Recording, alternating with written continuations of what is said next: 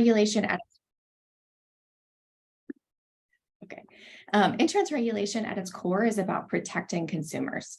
There are two competing roles within regulation: making sure insurance markets are robust and well-functioning, which means that insurers are able to provide affordable coverage for all individuals and businesses who wish to purchase it. And the second competing role is that insurers who are offering the affordable coverage are able to do so while still remaining solvent to pay claims.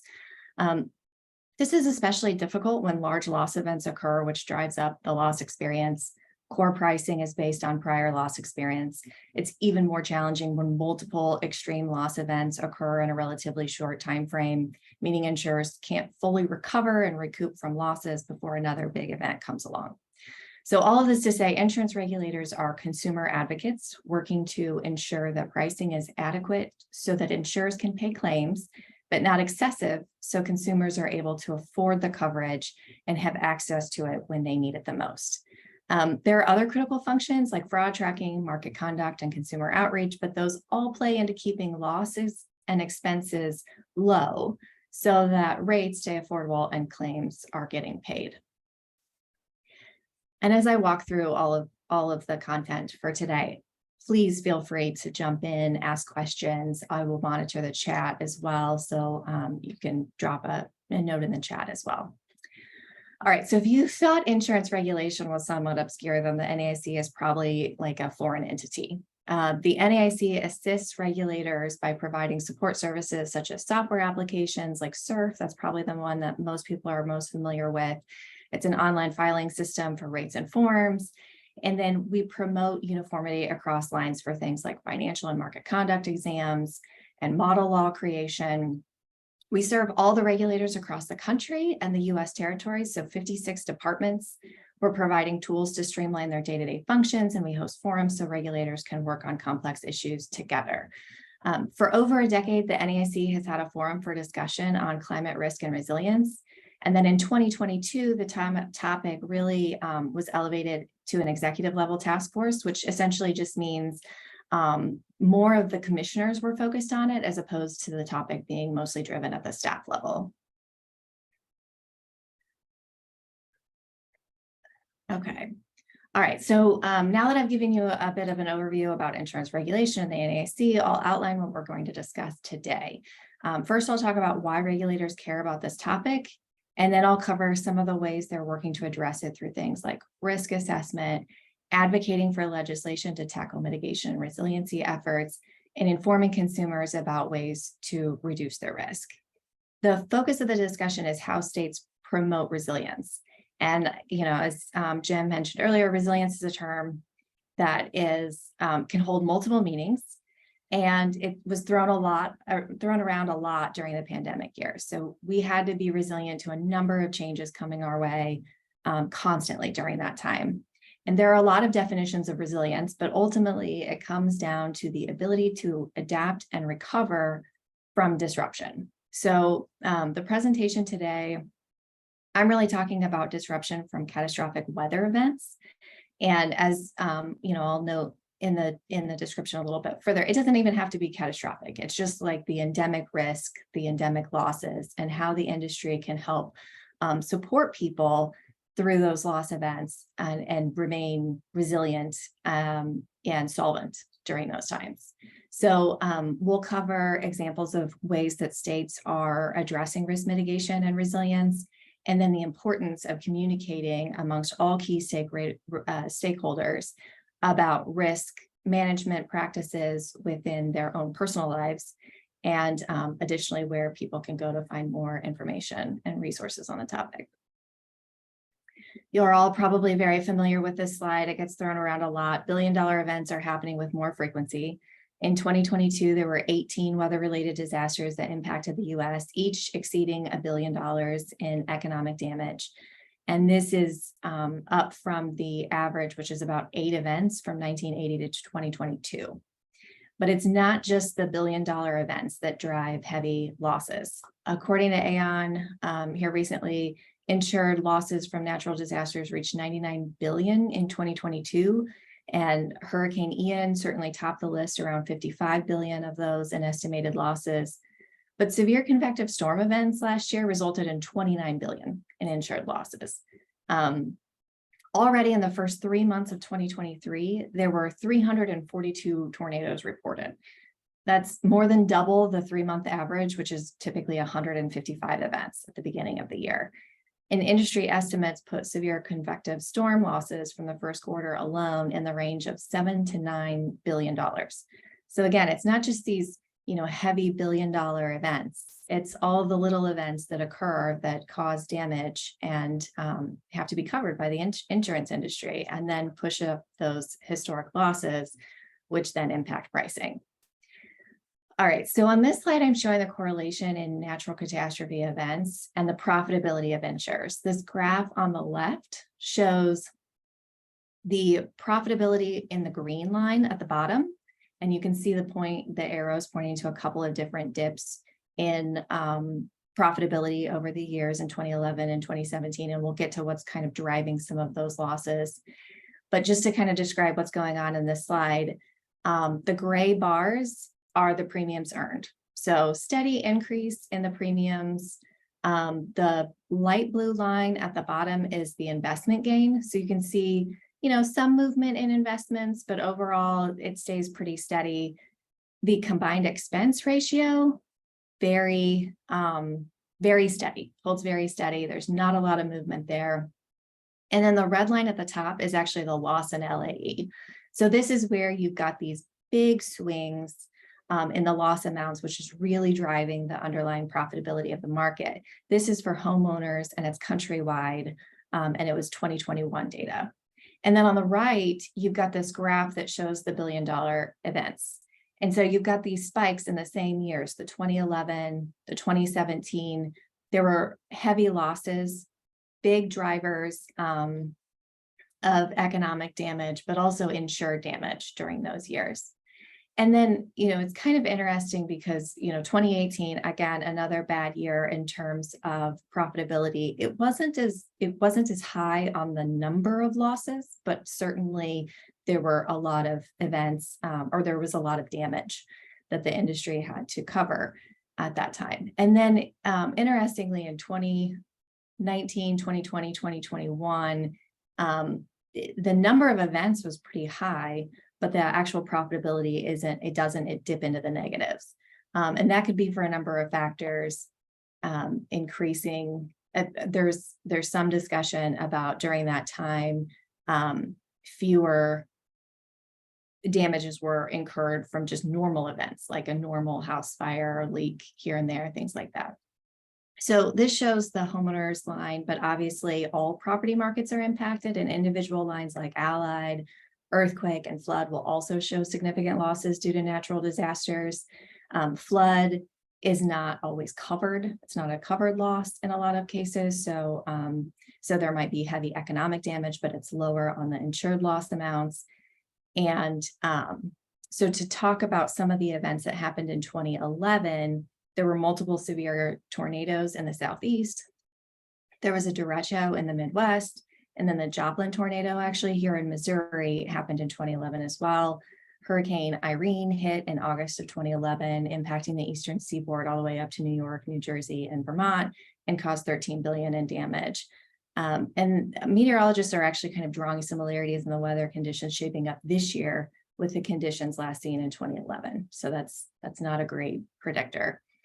And then in 2017, we had hurricanes Harvey, Irma, and Maria, as well as large wildfires in California, drought up in the Dakotas, and flooding in the Midwest. Hurricane Michael hit Florida in 2018, and Florence impacted the Carolinas that same year.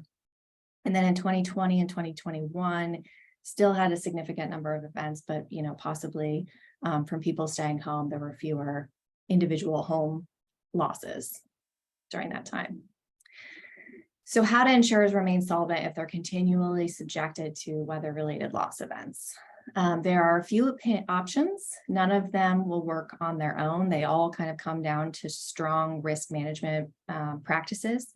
Normally what happens today is, if nothing major happens in a location for a long period of time, people get comfortable with their pricing strategy and they, write a lot of policies in that area, and then a major event occurs, and there's this knee-jerk reaction from the market.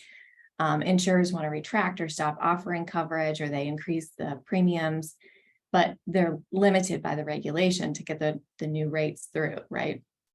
And then reinsurance pricing has risen drastically over the past 6 months. During the January renewal season, there were price increases of 30 to 70% in some areas. So this might be a strategy, just reinsure more of your book if the reinsurance market is pretty good, but right now it's a little harder.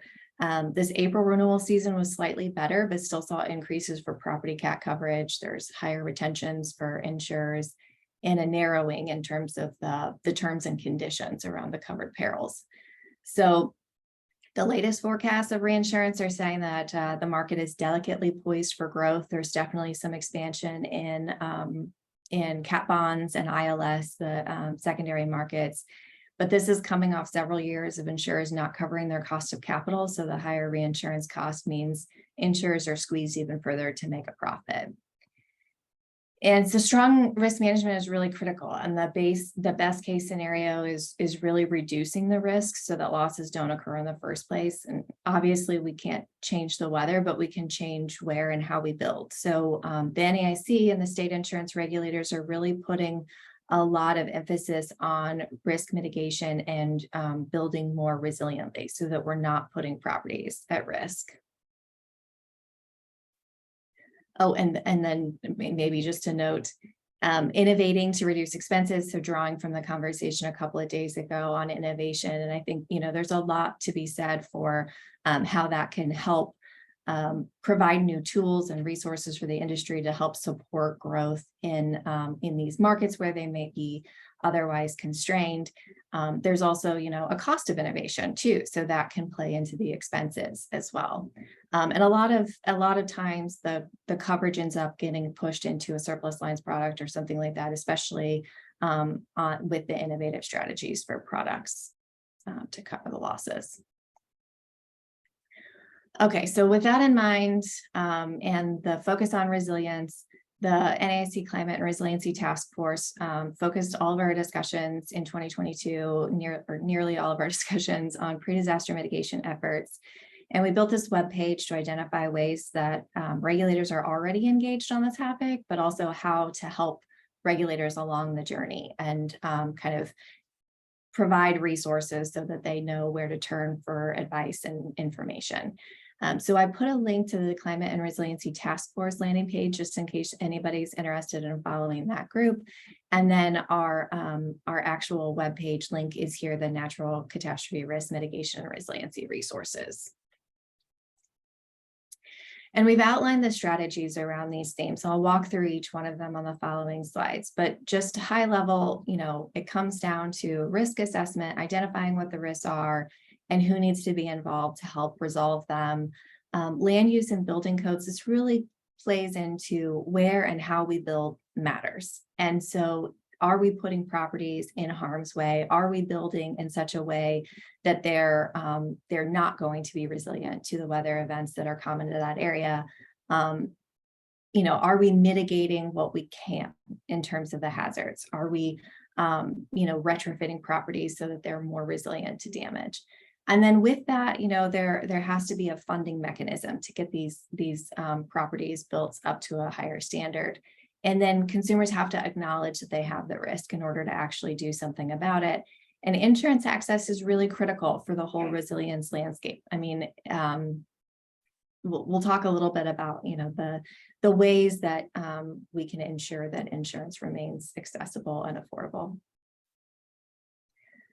So on risk assessment and stakeholder coordination, the ways to get involved include identifying and connecting with state and local agencies, planning organizations, and nonprofit groups. This would include volunteer organizations like Red Cross and Habitat for Humanity, and planning organizations like local governments. There's the National League of Cities.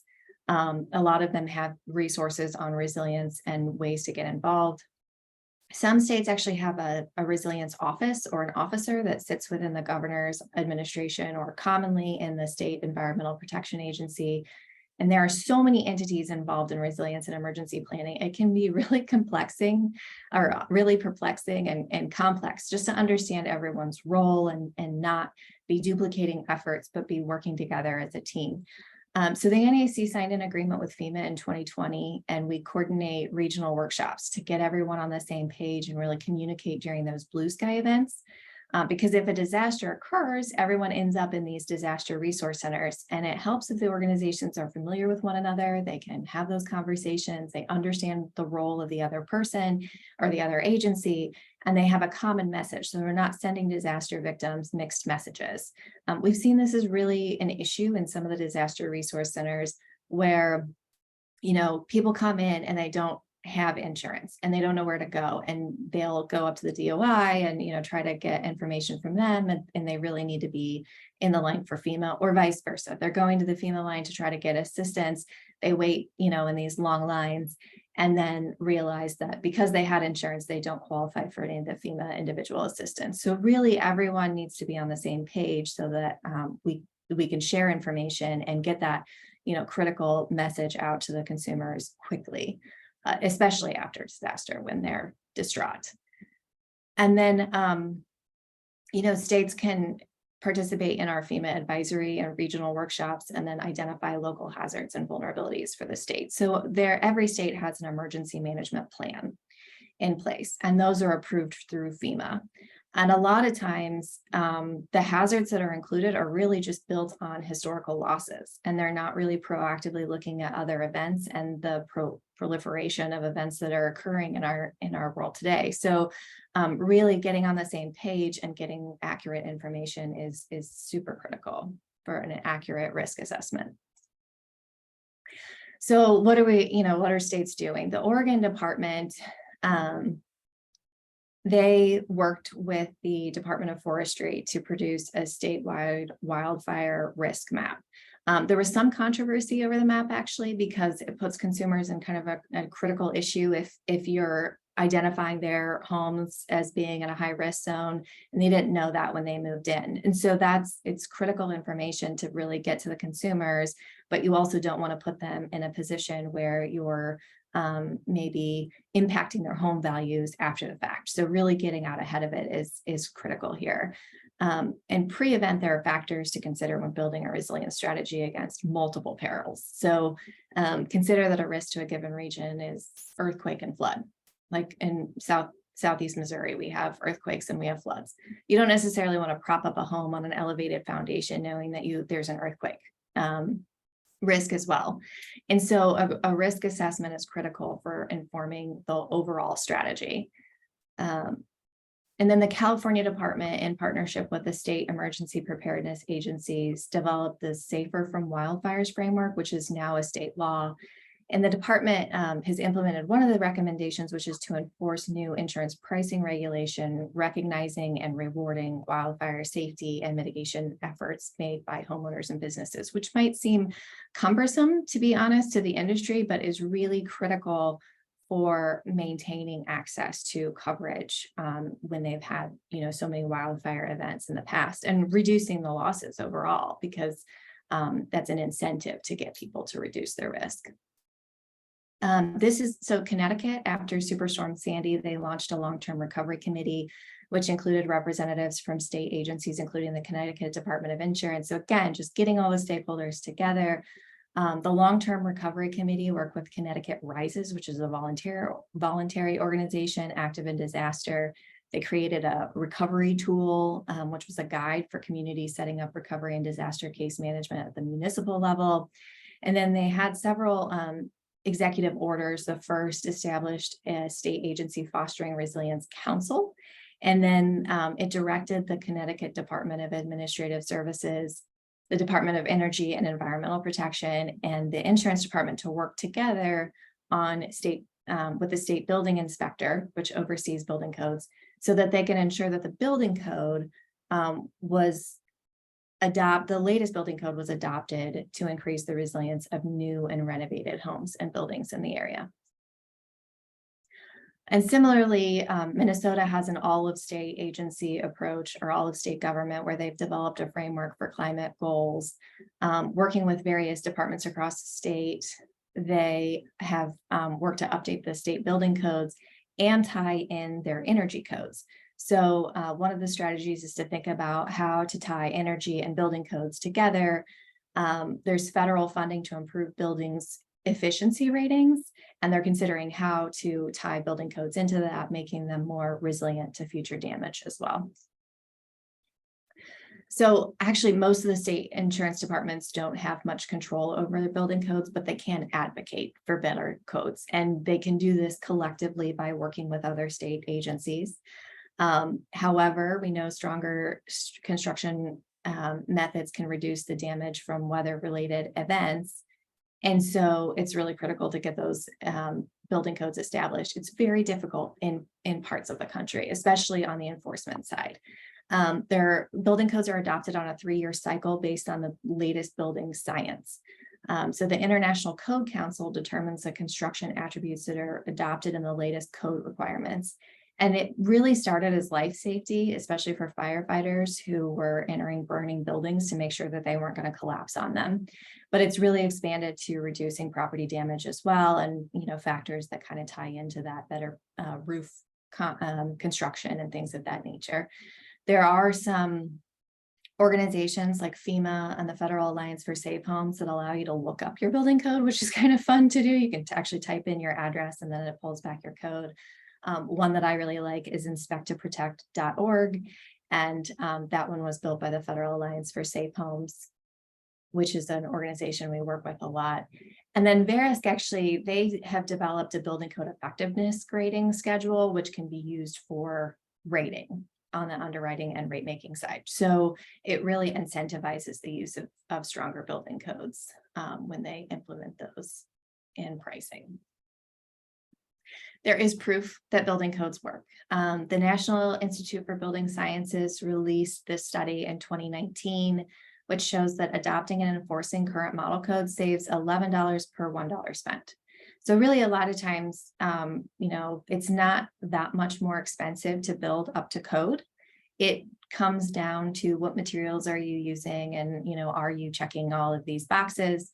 And it can be difficult for local municipalities to go in and inspect all the properties in an appropriate time fashion and all of that stuff. But we know that it works. So in November of 2020, FEMA released a report, Building Code Safe, which was a nationwide study. And then, there have been several events that have occurred showing that building codes are really important, like Hurricane Sally that hit Alabama in 2020, and then even more recently, Hurricane Ian that hit Florida last year. They're both really great use cases. I mean, it's terrible events, right? But good use cases or case studies for the fact that building code standards reduce property damage. A lot of the articles coming out after Hurricane Ian really spoke to how the building codes that were put in place after Hurricane Andrew prevented a lot of potential damage in that area. And then land use ties back to the risk assessment and understanding where the hazards are more likely to occur. Armed with that information, the planning and zoning community can make more informed choices about where buildings should be constructed and how to do so in a way that reduces the potential for damage. And state insurance regulators, while they don't oversee a lot of these measures, they can advocate for better building codes in the state, and they do serve the state legislature. So they do provide content and material studies, things of that nature, and really just guidance to the state legislature on these topics. So land use and building codes, great for new construction, but we have a lot of existing buildings already. So what can be done with the properties that are already built? The insurance industry actually funds a nonprofit research organization called the Insurance Institute for Business and Home Safety. IBHS conducts research on building materials and methods that reduce property damage exposure. They have a hail test lab, a wind chamber, and a wall of fans able to reduce hurricane force wind speeds. We've actually taken several groups of regulators and legislators down there to kind of showcase what they do and the impact of their work, which is really fantastic and overall just a fun experience. It's kind of like the State Farm ads, where they have all the damage in the marketing campaigns, that this is the facility where IBHS does that. After the Paradise Fire in California, IBHS designed a program called Wildfire Prepared Home, which identifies ways for home and property owners to reduce their risk from wildfire as well. So they cover hurricane, hail, wind, and now wildfire as well. And then the National Fire Protection Agency also has a wildfire mitigation program for both home and community preparedness. The National Flood Insurance Program has a community rating system to encourage homeowners to come together to educate themselves about flood risk and the ways to reduce it. And then homeowners living in a community with a high CRS score, high community rating score, they can get flood insurance through the NFIP program at a discount. And then IBHS actually has a fortified program for wind and hail. So not only do they do the research, then they have this program where if you build a fortified roof and it's been evaluated and, stamp seal of approval, yes, you've got a fortified house, you can get discounts from insurance in multiple states. And the state regulators really push that program, especially in the Southeast, which is where it was kind of born. It's actually expanding out into other states, like Minnesota is looking at a mitigation grant program this year that would use the fortified standard. Getting the contractors available in the state to do fortified is really kind of at the impetus. It's like you can't have a fortified roof unless there's a contractor who is trained and ready to do it. So that's we're trying to help IBHS expand into other states, especially in the Midwest. And the characteristics that make a home stronger to resist damage from hurricane force winds, and it's really the same as a derecho, or even not maybe a direct tornado, but some of the indirect winds associated with tornadoes and especially hail, because a lot of it is based on roofing materials. All right, so Smart Home America, another organization we love to work with, they have a list of the states with the mitigation grant programs and the discounts available. And then this on the right-hand side is a little bit about the California Department of Insurance, their wildfire program, which requires discounts for certain mitigation factors for wildfire. And the NFPA has had a system around for this for a long time. I think USAA actually was one of the first insurers to have a wildfire mitigation discount, and that started quite a long time ago, more than a decade, I believe. And then if we know that stronger building codes and stronger fortified properties reduce the risk of loss, why aren't more people doing it? First, they have to know that there's a risk, but also the biggest driving factor is really getting the funding to do so. So several states have established grant programs through their legislature to help homeowners with the cost to upgrade their homes. I think Alabama is over 40,000 homes, I think now. And I think there might be 50,000 IBHS fortified homes countrywide. So the Alabama program, the Strengthen Home Alabama, has really been successful in getting the fortified structures. They started in a couple of coastal counties, Baldwin and Mobile, and then they expanded it throughout the state a few years ago. And it's really taken off and I think been successful. It provides $10,000 for homeowners to replace their roof. The My Safe Florida Home program restarted that last year, I believe, last year. It was in existence well before last year, and then it kind of trailed off and lost funding and was shut down, and then it was restarted in the last legislature. And then Louisiana Fortified Homes, that was just approved in 2020 through their legislature as well. So it's really not going yet, but it's underway. I mean, the program is up and running, but they haven't given out any grants yet. And consumer outreach. So even if you've got the funding stream available, consumers have to know about it, right? And they have to know that they have these risks. So state insurance regulators do a lot of consumer outreach, and they're messaging these things to consumers. It's important for insurers and state departments to have a shared message with consumers, so it's not confusing or misleading. The NAIC provides this map of consumer outreach materials available in the state departments.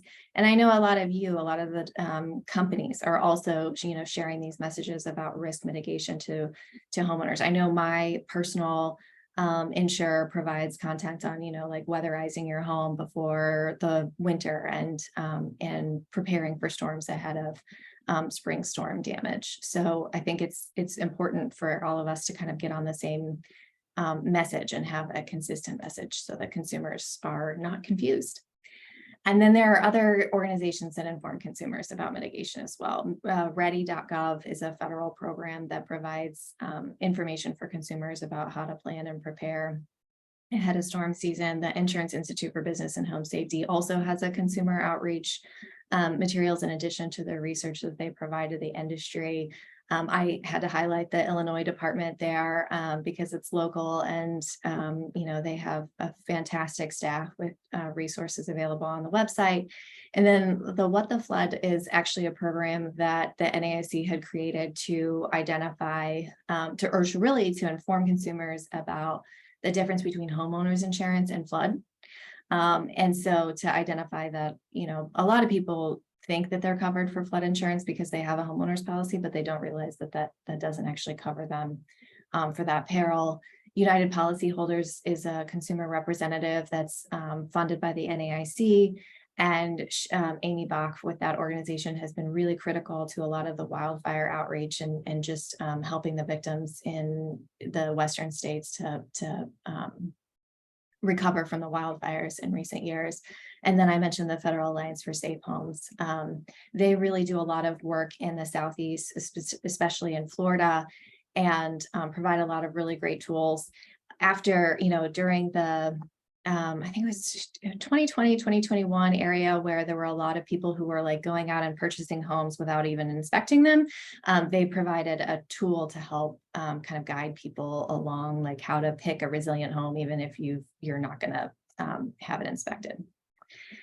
And then a critical part of resilience that can be overlooked by many is the access to insurance. It shouldn't come as a surprise that victims of natural disasters who have insurance are able to recover more quickly and fully following the event, if they have adequate coverage. So state fair plans, they actually began as a way to address issues with redlining, but have since been adapted to provide coverage for high risk areas where people would otherwise not have access to insurance because it's just too high risk. Residual markets are a function of resilience as they provide temporary relief for constrained markets. A lot of times I mentioned the knee-jerk reaction. A lot of times what happens is insurers pull back on coverage for a certain market. The residual market really picks up where the private market is dropping off. So the Colorado Senate bill required Commissioner Mike Conway from Colorado to produce a study on the need for residual markets due to the Marshall Fire, which destroyed over 1,000 homes on December 31st of 2021. And the study was actually released last week. It was conducted by Oliver Wyman in cooperation with Guy Carpenter, so you can go out and pull the study.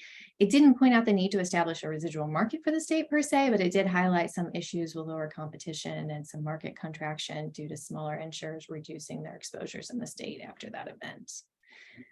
But certainly, if you've read any of the news, like the citizens in Louisiana and Florida are really increasing the number of policies. And this is, an issue, but it's also a mechanism to help with the resilience of an area.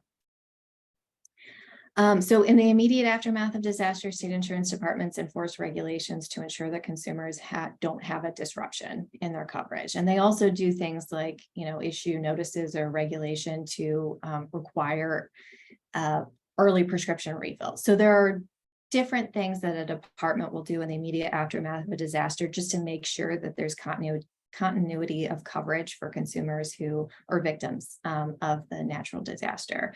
And then, there's just a lot of outreach and town halls and working with people and trying to understand what their issues are and working through those in a collective manner.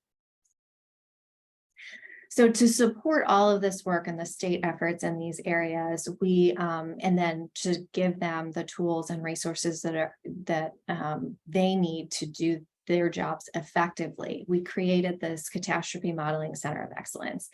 And the catastrophe modeling component really plays into the risk assessment, like having an appropriate risk assessment for the area, identifying the perils that are most, hazardous for that region, and then, overlaying that information with the actual exposure from the insurance industry. And then, those tools can actually be used for things like emergency planning and disaster response as well. And so, we're trying to kind of connect the dots and tie all this together and give the states resources so that they can more effectively regulate the market. And there aren't these like knee-jerk reactions to catastrophic events, and just to be more proactive, really. So we're helping states share experience and resources amongst each other as well. Where events have occurred in Florida, maybe they haven't always occurred, haven't been as frequent in Illinois. And so if there was an event, then you would want to pull from other resources to kind of support those efforts. And the COE is situated in the Center for Insurance Policy and Research to produce research on mitigation and resilience measures, and then track the benefits from loss reduction. So we're also helping states use the CAP models to try to manage their markets and produce data to show those benefits. And through some of that work could potentially then go out and seek federal funding to enhance the mitigation grant programs that are available in the states.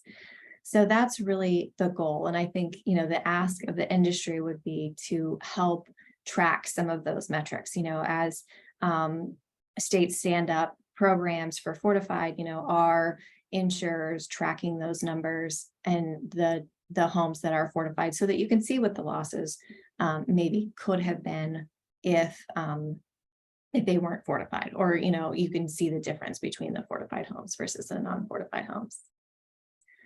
So key takeaways: state insurance regulators have an active role to play in resilience of the state insurance markets. It's really about kind of, normalizing the market so there aren't these knee-jerk reactions, broad swings in premiums, so which can drive insolvencies, but also create access and affordability issues for consumers.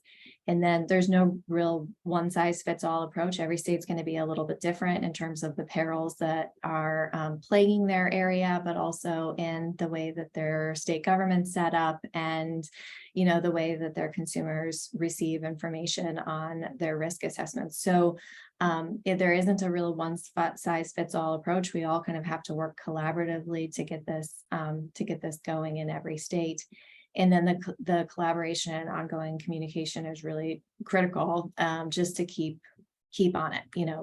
Our weather patterns are changing, things change from year to year. And so just kind of getting on the same page and making sure that the agencies understand their role is really important. And then resilience requires a multi-layered strategy, including insurance access. So the industry is really a critical part of the role as well. And I didn't mention this, but the insurers are often in the disaster recovery centers as well, kind of coordinating with the claims information coming in and the victims in the area. So insurance is really critical for resilience from natural catastrophe events for a number of reasons.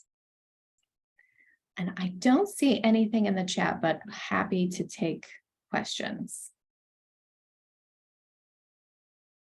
Well, while they are getting ready to formulate their questions in the chat, Jennifer, well, first of all, I want to thank you for this. This was great. In fact, developing a new course on risk in society, and this presentation will be part of it. I'll have to get back with you on that, because it covers so many things, right? It talks about the role of the insurance industry, how the states themselves can do activities to help with resilience and mitigate risk, what consumer education can be doing with respect to a lot of this, because a lot of this is, as you mentioned, people don't want to hear after the fact that they bought a house in a flood prone area and they weren't told, that, or it was told that they were in a different zone. Now the maps have changed. Now they're in a flood prone area or didn't realize it. or a wildfire prone area. And that's not something that oftentimes real estate developers or agents are going to want to share with them anyway. So there's lots of challenges with this, political issues as well. But what I'd like, since we've got an insurance audience here, what is it the insurance industry can be doing? We can't necessarily control all of those other things, the politicians, the consumers, the developers, and things like that, other than, through some of the efforts they've had with IBHS and those kinds of things. But what is it you see kind of an ask for the insurance industry that could help with this that's not currently being done? Yeah, I think there are some groups that the insurance industry have supported, like Build Strong America, that advocate for stronger building codes. There are, companies have lobbyist arms in many cases, and so they can really push for stronger building codes and more resilient structures through that avenue. And then, in the insurance pricing, and really just kind of communicating that with consumers. Like if you go to underwrite a policy and you see all these risks, are you communicating that back to the consumer? Well, we would write your policy, but you have these risks and you can do these things to pull those risks down, and then you get better pricing. Or, maybe we can't cover you until you do these things to bring your risk down. And so I think there are some direct to consumer communication avenues for insurers that really aren't even available for state insurance regulators. We can help create, maps, but you can talk to consumers directly about their risks and identify those on an individual property level, and then work with them to bring those down. And I think, Fantasy, had a comment, I think I'd be surprised if all of the things that you covered are things that people in the insurance industry know about. Because I didn't, and I thought that was really valuable. But I think Fantasy says nice to have an actual link to all these different things that that are coordinated, so that when you are talking to policyholders, or you are talking to people who have a leadership role in some government capacity, maybe municipal even, that we can link to all of these. So I don't know if there's one-stop shopping for all this information. Actually, that website that was on the slides towards the beginning with the risk assessment and all the the tabs, that is a website that has all of the links to these organizations that we're working with. So you can certainly go out there and find all of this information in one spot. Oh, that's great. All right. Well, Jennifer, I think we're out of time now. We're going to have to take a little bit of a break before our next presentation. But thanks so much for this. This was really valuable, great insights. And we'll be taking a break here for everybody.